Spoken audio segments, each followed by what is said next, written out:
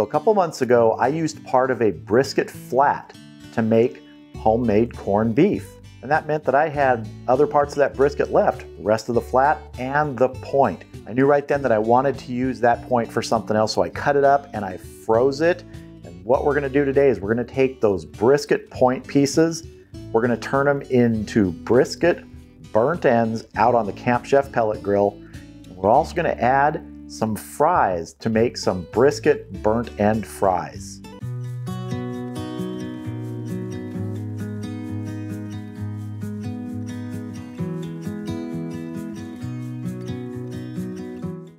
Yeah, that was a fun video, turning the brisket flat piece into homemade corned beef, and it turned out really good, tasted great.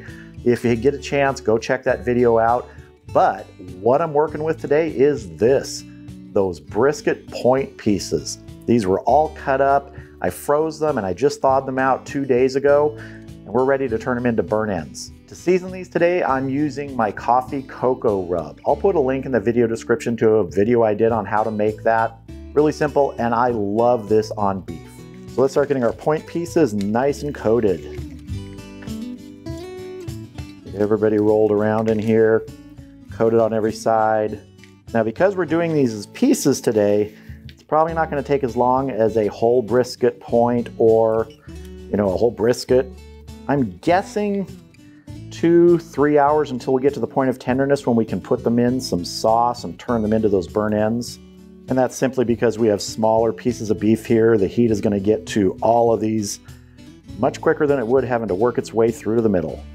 And I do want a really good coating of rub on these, because I might as well take advantage of all this surface area that's going to be exposed to the smoke and the heat. I get a lot of people saying, coffee? Why would you use coffee in a rub?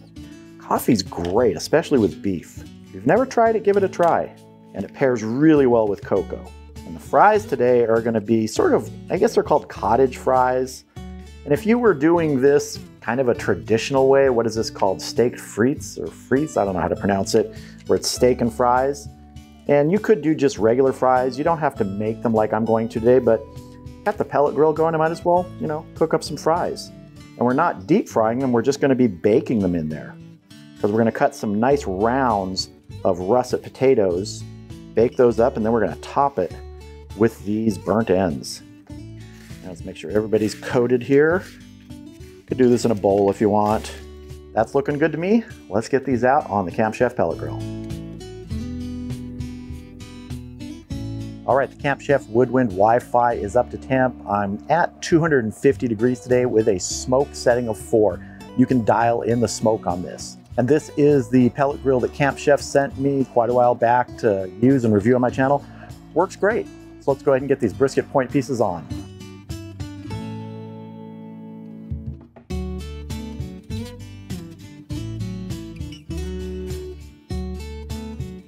All right, let's get this closed up and get smoking. And I think actually what I'm going to do now is I want to turn that temperature down to 225 from 250. I think 225 is going to be a better temperature for these since they're small pieces.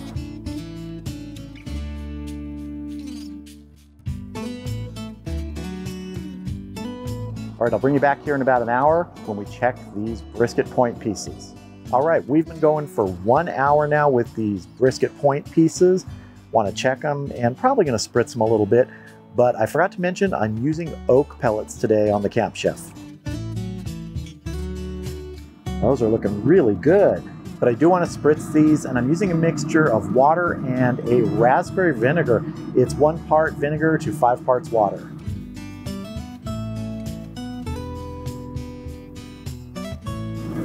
Oh, that raspberry scent on here. Love that. All right, I'm going to close these up and we'll check them again in 1 hour. All right, we've been going for 2 hours now. Let's check our brisket pieces and we're going to probably spritz again.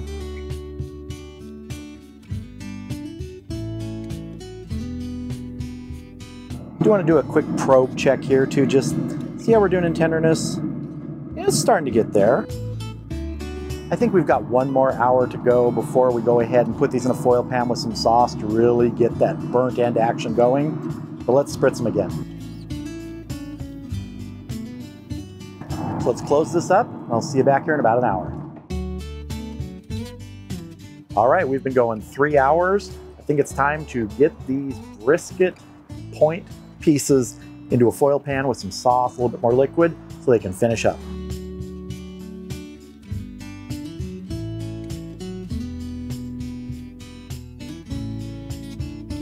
Just want to add maybe half a cup of that spritzing liquid, the mixture of the raspberry vinegar and water. I'm also going to add just a half cup of plain water. And about half a bottle of Kinder's mild barbecue sauce.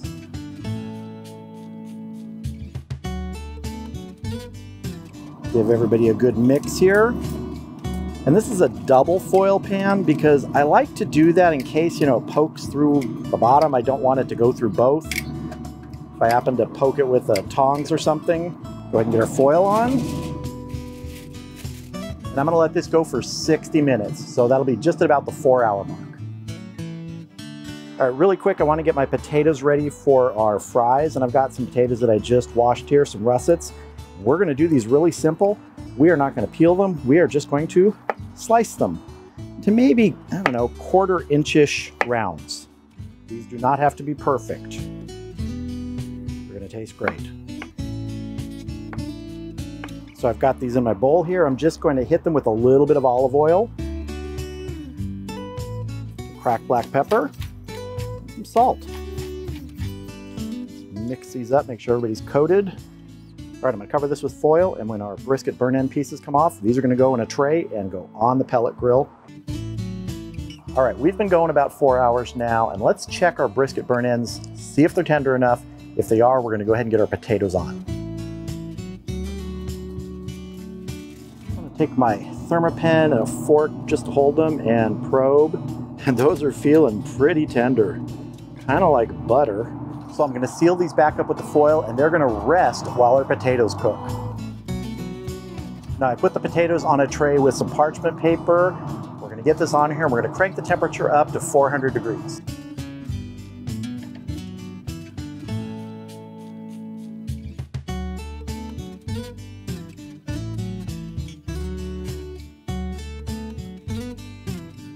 All right, we're gonna let those go for 20 minutes, then we'll check them, probably turn them at that point.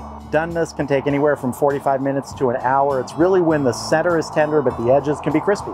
All right, our potatoes have been going for 20 minutes. Let's give them a look and probably turn them over.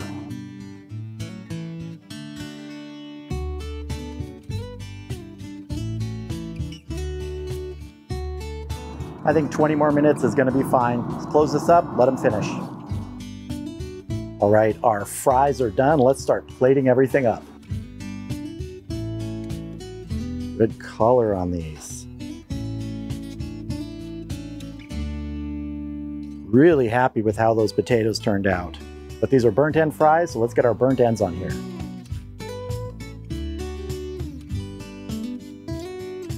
Definitely want to load these up with as much as you want. There we go, brisket burnt end fries. That's looking great. It's smelling great. I've been waiting about 5 hours for this, so it's time to taste. Now I went ahead and I sprinkled some scallions on here just for some color, a little extra taste, but let's dive in and taste some potato first. These fries with some of that nice barbecue sauce glaze on it from the burnt ends. Let's see. That's good. Basically like steak and potatoes, except we're using brisket burnt ends. Let's take a taste of our burnt ends. Let's get this one right here. That just melts, just what you want in burnt ends. Now let's try some with potatoes.